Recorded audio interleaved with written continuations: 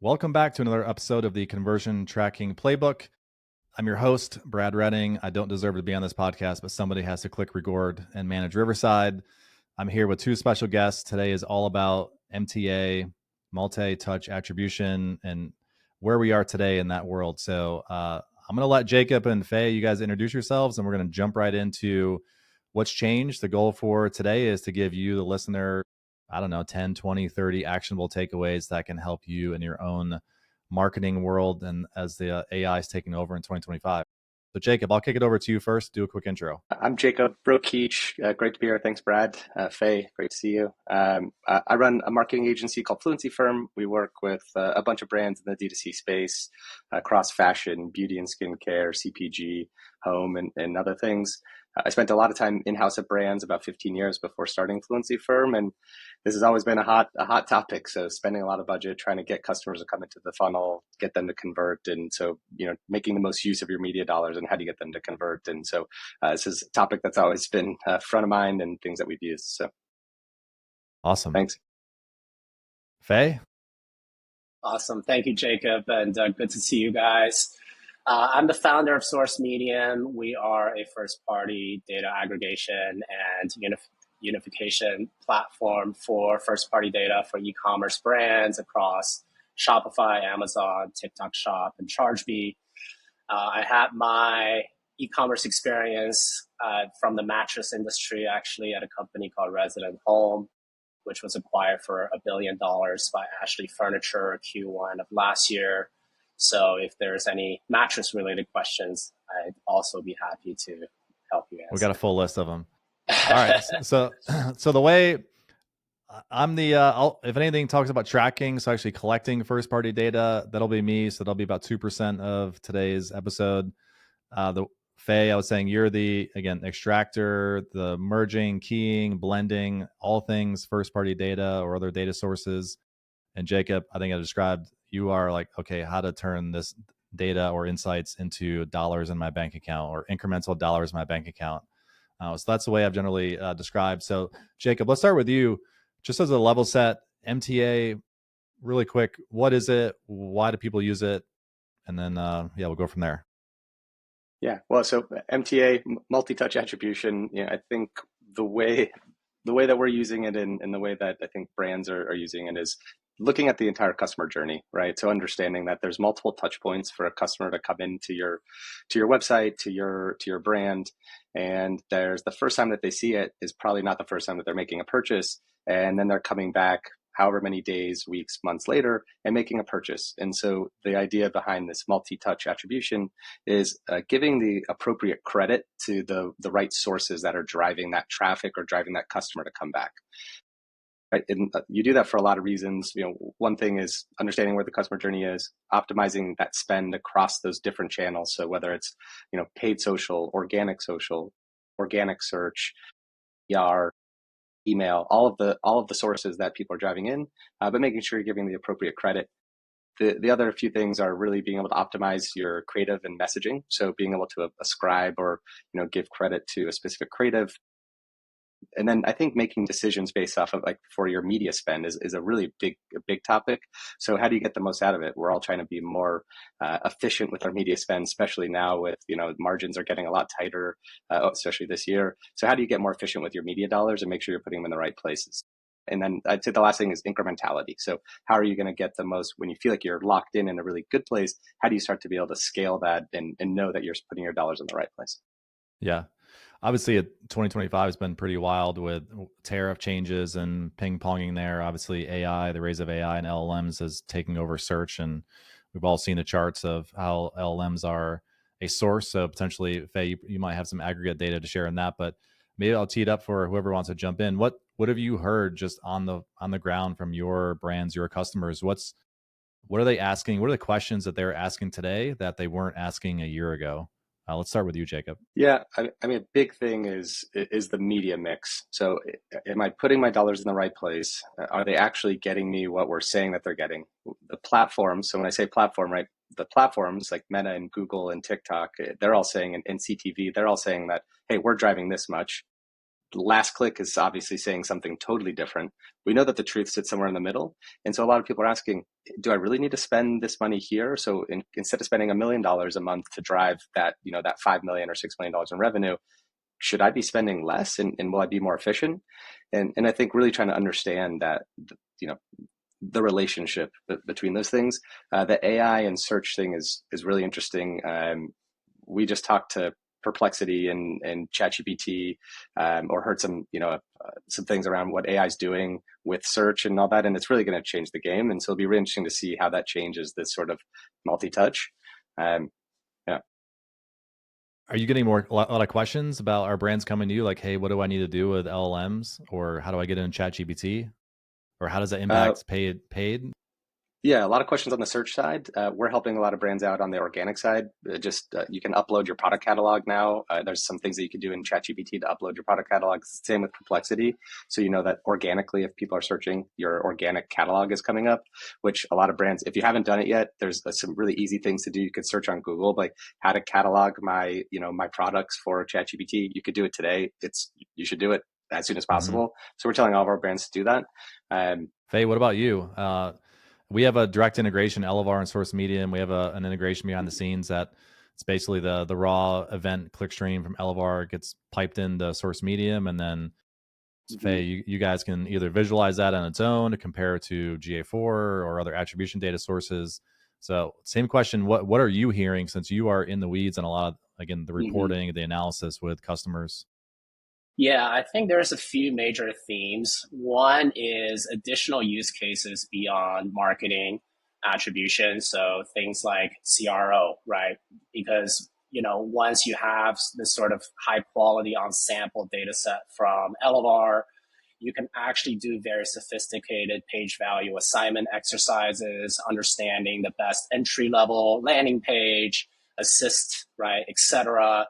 And also this becomes this gives advertisers a lot more confidence when they're doing things like landing page A/B tests, especially when they want to know, for example, well, which one is best at acquisition orders that converts into a subscription, right? Not just kind of like any order.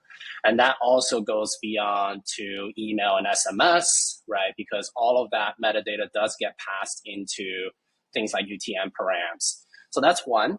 Two is around trust and auditability. I think there has been sort of more concerns around, black box solutions that, are changing their algorithm without notifying brands, and people all of a sudden seeing their numbers go different. So what people have been wanting now is more around the ability to audit the numbers, but also having direct access. Because, one of the big things with AI is working with data in a data warehouse environment is a lot easier now. So people are a lot more capable in terms of doing their own statistical based MTA modeling. But what they really need is a clean, reliable, consistent data source, right? So that's a really, really big role that we've been able to help with our customers, is to give them that. Because it's first party funnel data that they have already been generating. So then they can sort of implement their own business nuances and invest into more data science sort of resources internally to take that last mile and use AI to really kind of like customize their own modeling to what they need to do. I have a quick story of a brand, Stio. They've been an Elevar customer for a long time. Pre-Elevar, I was in an agency, and actually when they launched as a brand, I think they're going on 11 years right now, helped them design a site and launch a site. And they were really one of the first brands that I worked with, and I've been e-com for a long time, that Danny, who he just owned their brain, so their own attribution. So they would ingest data from Google Analytics for a long time and then pull in different data sources and basically get to that point of, okay, if we have 100 orders, out of those 100 orders, how many can we attribute back to marketing touch points, whether it was last touch, first touch, anything in between. And it was so interesting. Like that was one of his metrics, and how they would analyze their performance of their data quality collection is how close can they get to that 100%. So if they know they're spending, they're expecting 80% of orders to come through, whether Meta, Google, whatever it might be, email, SMS, are they actually able to attribute those and pull those back to campaigns, et cetera? So I think what they were doing, again, going back 5, 7, 8, 9 years, I would think they were very unique, and I would say ahead of most brands, which is obviously they're an amazing big brand now. They have retail stores, I think in 6 or 7 different retail stores.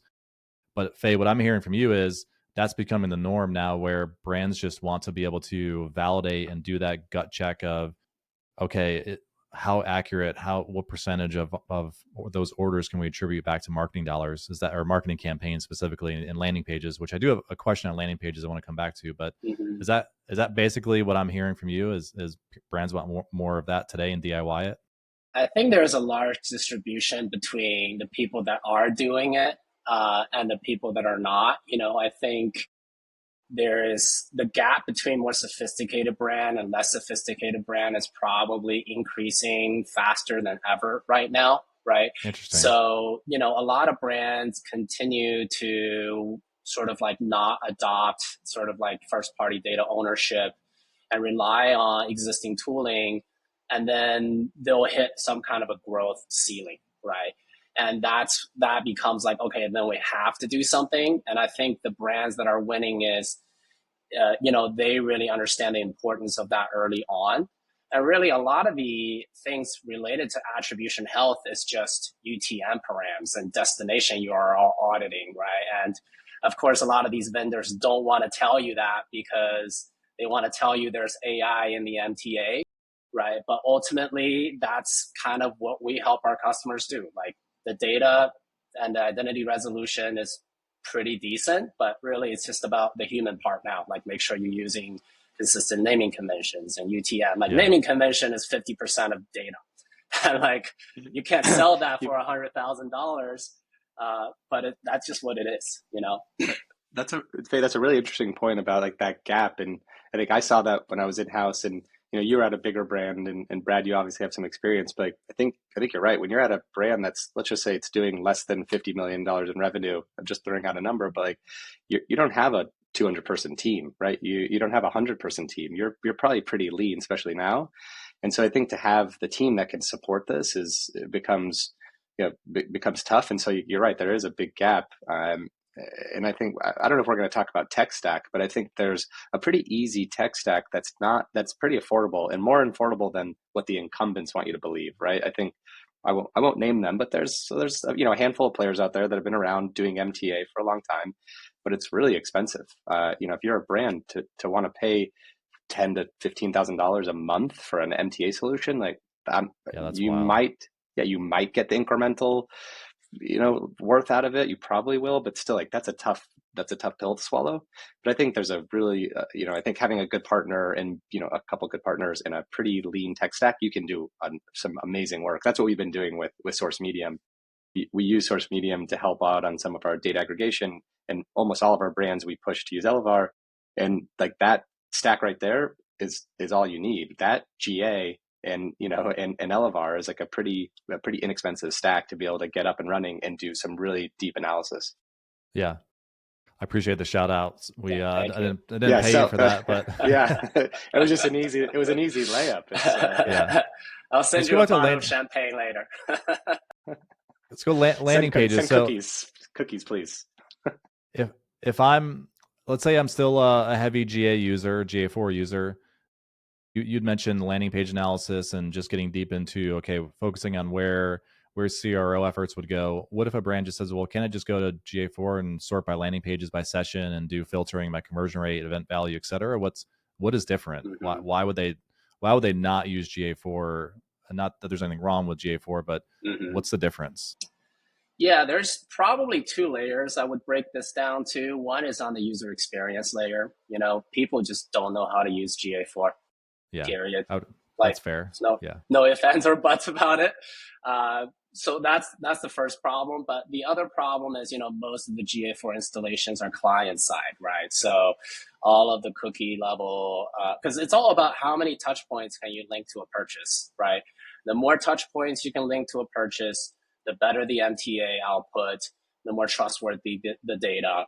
And that's where you have to do server-side identity resolution. And, you have to have a pretty sophisticated vendor to do this. I won't name any names, right? But we have some good ones. So, from there, you can do the analysis, but of course, like, okay, maybe it's easy to say, it's defaulted to last touch, right? So, okay, well, my cart page is my number one performing landing page, right? Like, that's not right. What's your top performing first touch landing page, right? Because then but across different channels, right? What's your top performing on Meta versus AppLovin versus YouTube versus TikTok, right? That matters. What about when it comes to actually for acquisition orders versus repeat, subscription versus non-subscription? So this is where you then need to join that data to Shopify to get the right net revenue figures, your P&L figures. And then there's the secondary problem of like, what about your assisting pages, right? So at Resident with mattresses, we had this like 10 reasons why page that was really effective as a sort of a mid-funnel landing page.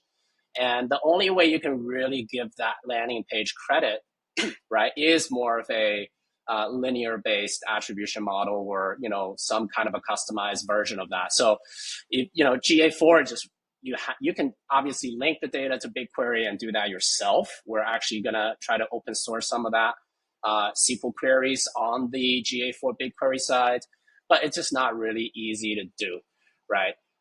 So there's a lot of different aspects.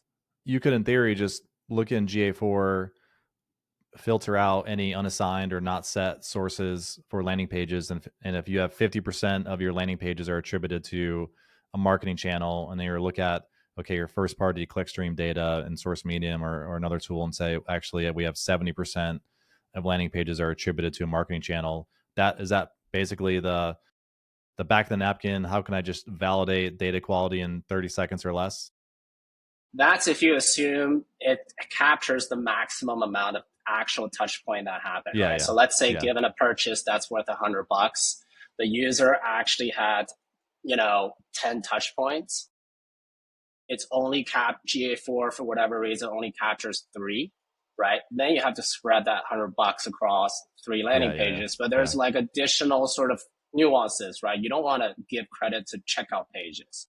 You may or may not give credit to cart pages, right? You only really want to be giving credit to your marketing landing pages because that's ultimately going to be connected to your spend. Like, that's the sort of like sensible defaults that people need that GA4 is not going to offer.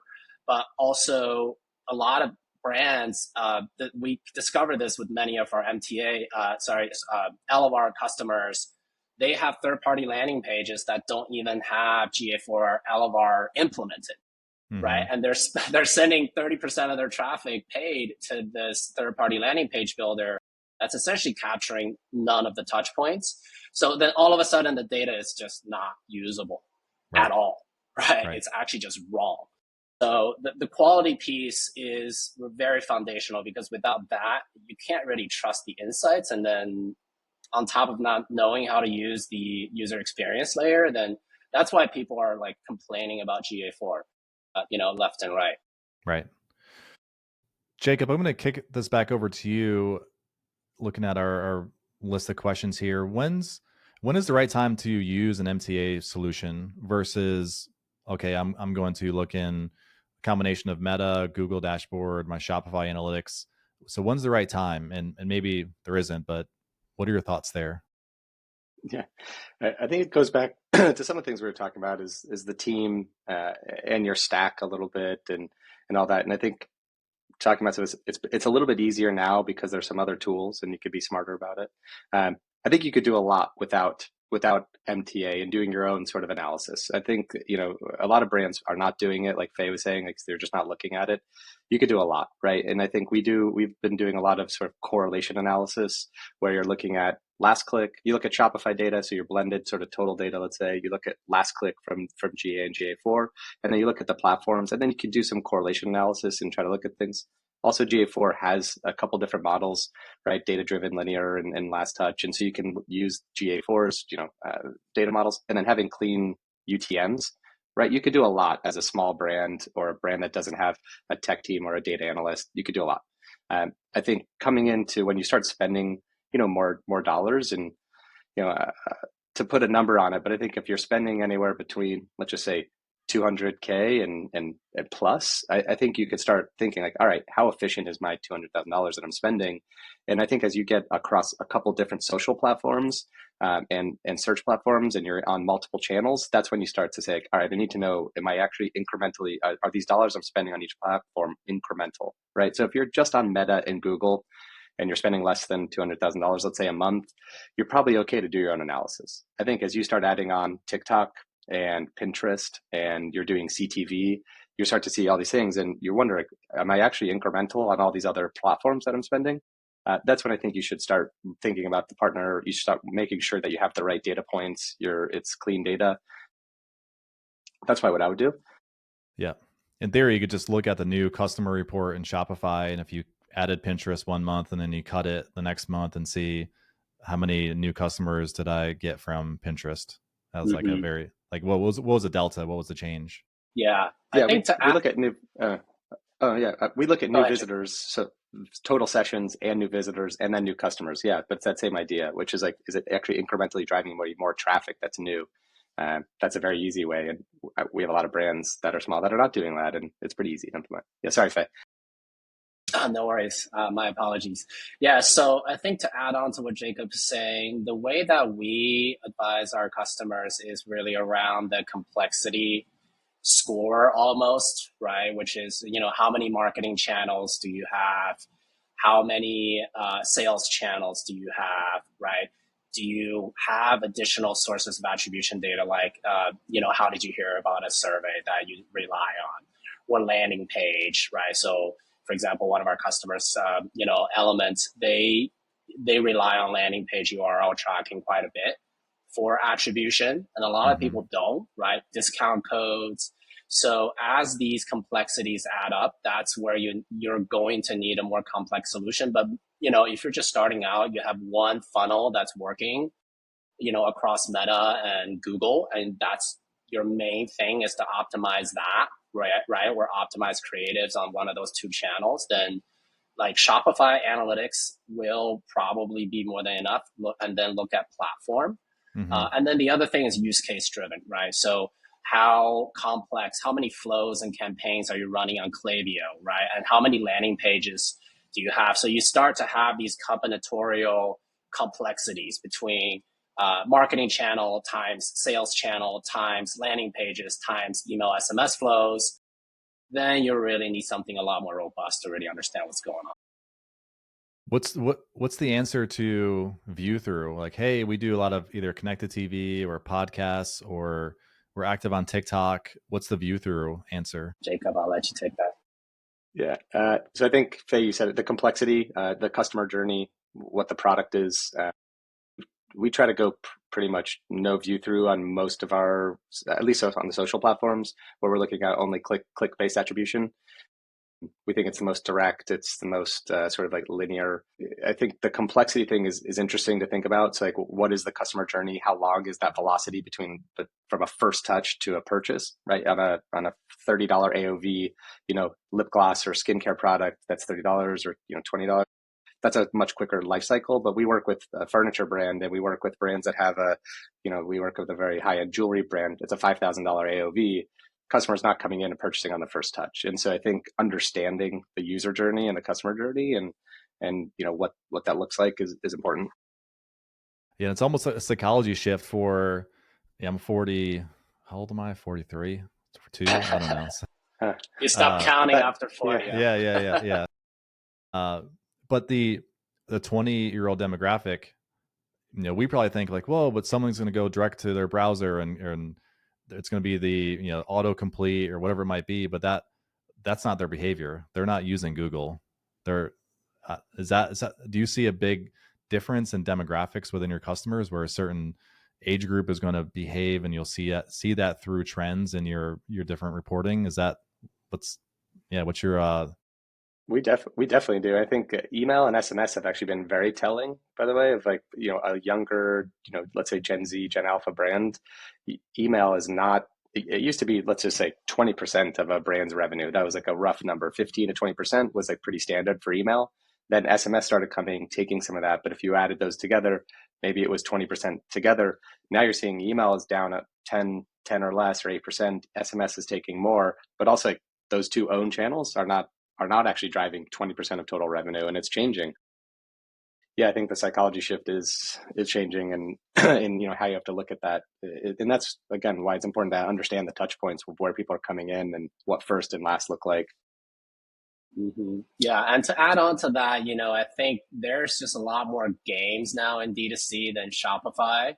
So, for example, we have large TikTok shop brands like NeuroGum and Guru Nanda, right? They generate a lot of revenue on TikTok shop, and they are not caring about Klaviyo performance, right? They care about affiliate performance. They care about offers. They care about TikTok to Shopify crossover, right? And then the very large Amazon brands, right?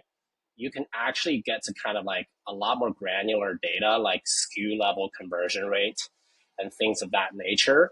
And there's just a lot more different types of complexities that comes with the type of data that you have access to and what's important, right? Reviews is very important on Amazon. That could tank your entire brand if you're not watching it. And like, it's not as important on Shopify because you can kind of like audit, you can edit you can choose to show your reviews, right? In ways that you want to. Nobody trusts reviews anymore. Yeah. Are the Amazon reviews real anymore either? Yeah. A lot of them probably aren't. Yeah. I got a guy for that. Yeah. Yeah. All right. So let's transition into common pitfalls and best practices. Who wants to take common pitfalls? So let's assume it's a $20 to $50 million a year brand. What are some common pitfalls that you guys see? Fei, I think you're probably best suited to talk about the data structure, and that's where I see the biggest mistakes. Yeah. I think any level of brand up to $1 billion, I'm not kidding, is not having consistent tracking parameters, right? I always say, UTMs will survive way past humanity. No matter how many versions of iOS we have, UTM will always survive, right? So just making they tried sliding in the Facebook Click ID and G Click ID. They just slid into a recent announcement a day or two ago that they're going to start cutting those from all browsing. Big shocker, since they were doing it private browsing a year ago. Sorry, didn't mean to cut you off, but I'm just waiting for Apple to say UTMs. Well, UTMs, I think they will not, right? Because it's at a point where it's so universal, even though the U stands for urchin.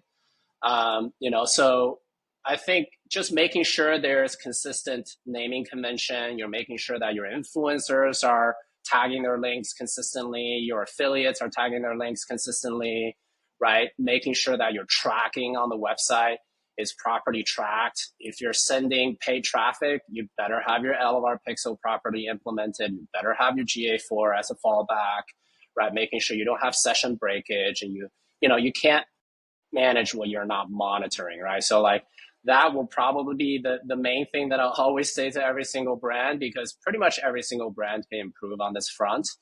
And then from there, they can use much simpler infrastructure, right? That's focused on good data quality, but actually you would get higher signal quality and higher match rate across the board. I got to reply to the biggest mistake. Do it. The floor is yours. Pretty simple. Is a brand that's only looking at last click, I think, is a mistake. And we have a lot of clients that come to us and they're like, we're only looking at last click, and that's how we gauge the effectiveness of our marketing. And that's, I think, when we hear that and see that, we're like, this is going to be a tough, because we know that the model, all the things that we're talking about, we know it's changed. And again, these are, you don't have to have a $20,000 a month tech stack to not look at last click only. But that I think is the biggest thing, probably stifling a brand's growth. Because how do you answer the question, why is 30% of my revenue from Google branded search, which is declining, but like, why is paid social, a 0.9 or a 1x return? I shouldn't spend any money there. YouTube is perfect example for this. YouTube is the second largest search engine in the world, and I haven't seen many brands that genuinely have cracked understanding YouTube performance, right? And it's chronically underreported as opposed to some channels that are chronically overreported. So really having, and then that's one thing. And then the other thing is understanding the role of a deterministic model versus a probabilistic model, right? And having a deterministic model next to a probabilistic model to make sure that, there's that fallback and there's that check and balance is super important. Because, if you're only trusting a probabilistic model, algorithmic model, and when that model changes and maybe that model change is not conformant with the way that your brand works, and you continue to optimize towards that, right? That could be very, very dangerous. Yeah. Let's wrap up with some AI, future AI. For you listening, I don't know how deep you are into the world of AI outside of just either despising it or all in and using it, in all aspects of your personal and professional life. But we pretty much already have the ability to have our own digital assistants or clones of ourselves. ChatGPT launched ChatGPT Record last week, which can just basically sit in on meetings, listen, transcribe. So it's like the note killer, note taker, category killer, in my opinion. I would imagine most that are well ahead of the curve are starting to add them into meetings to listen and be kind of like your executive assistant that sits in on meetings. Fei, we were talking a little bit before we recorded of if we are already seeing AI disrupt that in just our general day-to-day and managing our business, we are not that far away from it doing the same thing when it comes to analytics and helping answer all the questions that we have never had enough human time and power and capacity to extract insights and have the mental awareness to keep every meeting and every dashboard you've looked at over the last 10 years, 5 years, whatever it might be, to comprehend and stitch those dots or stitch something together. So I'm excited about that future over the next year because, Fei, I think we're pretty close to that, right? Where you don't need a dashboard. You can text your analytics agent, whatever it might be. Yeah. And I'm going to come back to the first party data, and that's why Elevar exists. So yeah, what does the next 6 to 12 months look like in that world? Yeah, I could maybe speak to it from both the brand's perspective and the consumer's perspective. From brand's perspective, it's more important than ever to just have your first party data aggregated, unified, metric definition, your own business level nuance together, right? Because the data analyst agent is coming, right? And we are launching something around this later this year. But it's traditionally our biggest obstacle to selling SourceMedium is like, okay, I get that you guys have the most robust data, but like, I don't want to do SQL. The dashboard is too complicated. I need something easier, right? Dumbed down. And with AI, then it could be as dumbed down or as complex as anybody needs to be. So having all the data together and having the data good is kind of the only requirement. And right, you're going to have different BI vendors that can sit on top of your data. And then it's just about evaluation scores and accuracy rates, right? And things of that nature when it comes to evaluating the consumption layer of your good data, right? Provided that it's good. From a consumer perspective, Microsoft just launched NL Web protocol, which is a MCP protocol that Shopify joined. For every single Shopify store now, there's going to be an MCP endpoint /ask, right? And what this is already live on every single store. So you can basically ask it for product level information, availability, and pricing. And also you can add to cart and purchase, right? So from a consumer level perspective, I already say, just give me one recommendation for this, fan that I'm looking for, right? So it remembers my user level preference and shopping preference and everything. I don't have to go and do a bunch of search queries to refine down to what I need. And then from there, your AI agent, whether that's Claude or ChatGPT or Perplexity or whoever, will directly query /ask, right? Because in today's world, without the MCP endpoint, it's querying only about 20 to 30% of the time your actual first party website. So if you go and ask a question like, what's the best hydration product, rapid hydration product, right? It only query like 2 out of the 5 options that it gave. directly. The rest of it's going to affiliates and Amazon, right? So like brands need control over this, and the touch points now is no longer page A, B, C, D, E, F, G. The touch point now is query 1, 2, 3, 4, 5, 6, and the data that's being returned. And then you can think about the optimization that happens can become, hey, if it's a agent that comes in with this level of user preference prompt, right? It's a, you know, a father with a newborn, whatever, you can even have AI specific offers, right? Mm-hmm. So from an MTA perspective, right, you will have like this new level of MTA that's about multi-querying or multi-prompting, even across multiple sessions journey, right? So then the question becomes, what are the different, you know, where am I getting the most amount of prompts from across Perplexity, ChatGPT, Claude, etc.? And what are the queries that are coming in? And what are the user preferences that are being exposed?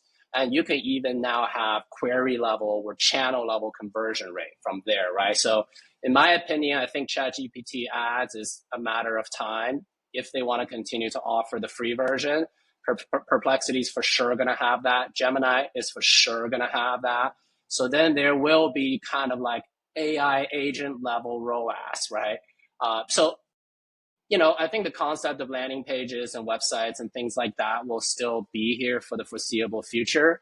But the truth is it's still going to be multi-touch, but customers may only be giving you like that one touch, and the rest of the touches are essentially done by their representative.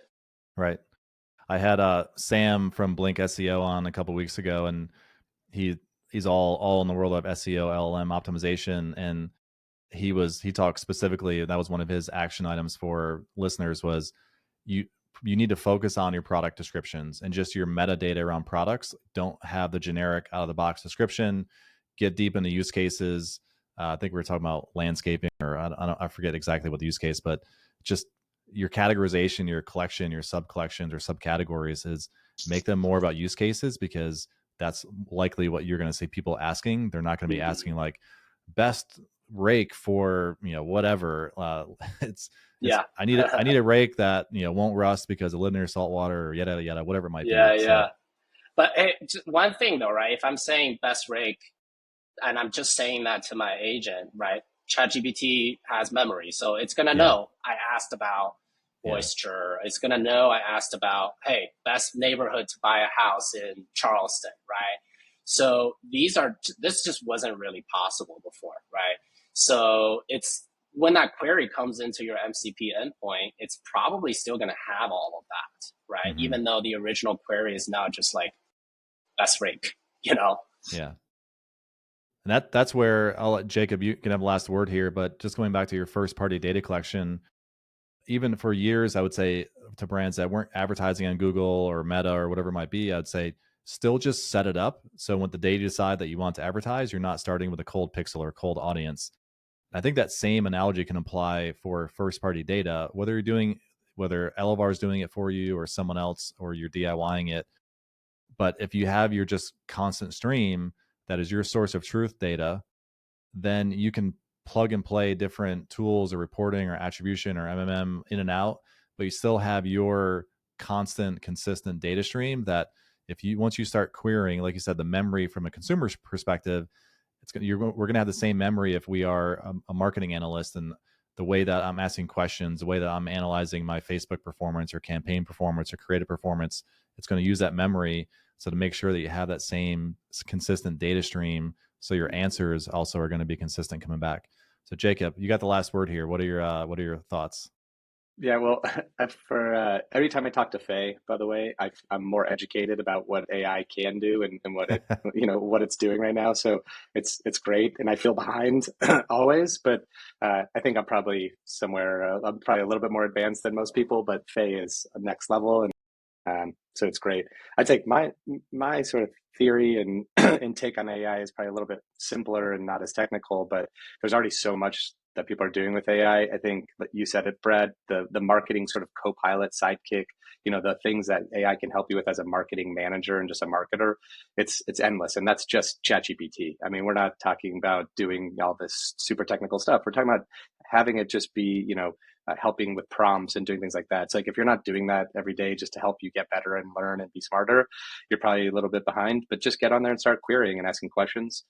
The next thing is the analysis piece. Like Fei said, if you have clean data, but you don't have to upload some big data warehouse and database. You can upload an Excel file and say, as long as you have clean columns and good headers, ask questions and have it help you do an analysis quicker than, let's say, you sitting there doing it out. You have to know some of the prompts, but it's not that hard.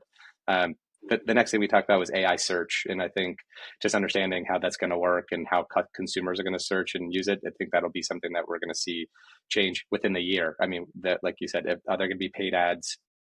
What will that look like? But also just organic. We talked about it earlier. For any brand that hasn't gone to ChatGPT or Perplexity and basically uploaded their product catalog, do it today. It's how brands are searching. They're pulling that metadata. It's really easy. But my last two things are creative. A ton of stuff you can do with creative for paid media. I'm not talking about creating the creative, but getting ideas. Even just what other things should I be doing here, or what are brands doing from a creative perspective that are working? Prompting the GPTs to do that. We use Motion for all of our reporting in the creative side. They've actually started rolling out some pretty cool AI stuff that analyzes video, where it's giving some ideas of like how you can make the video better. It's not perfect, but it's a great jumping off point. We have creative strategists, and our creative strategists will look at some of the things and be like, oh, that's interesting. And they might use some of it, but it's pretty cool. Adobe has amazing AI features already built into the product. So being able to remove things. So our designers are just working faster now. We're not replacing people. They're just able to, churn out a couple more pieces of creative in a faster time period, which is just awesome. And then last thing, Shopify. I don't know if anyone's been using Shopify Magic or any like the Shopify AI stuff. I mean, you can basically build a site using AI, not having to do much code. And that's pretty amazing. So I think there's a lot of stuff to come, but those are my sort of points of AI and what I'm looking at. Yeah.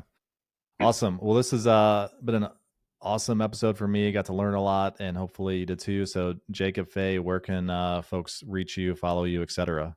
Jacob? I'll take it. LinkedIn, jacob@fluency.com if you want to email, but LinkedIn, I'm there and active and posting things and having a good time. So yeah. All right, Fei, I know you got a couple. You got MTA.SourceMedium. What else you got coming out? Yeah, so so this is the first place I'm announcing it, is we are launching our own MTA solution that works right on top of the Elevar dataset on GA4 dataset. So very excited about that.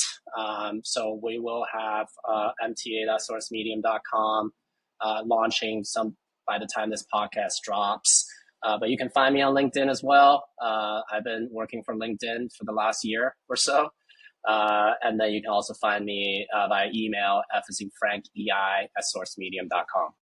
Awesome. And if you are an Elevar customer listening, we'll be doing a separate webinar that'll go through the visual and more of the nuts and bolts of the reporting with SourceMedium soon. So keep an eye out for invites for that. All right, guys. Thanks for joining. Thanks, you guys. Brad.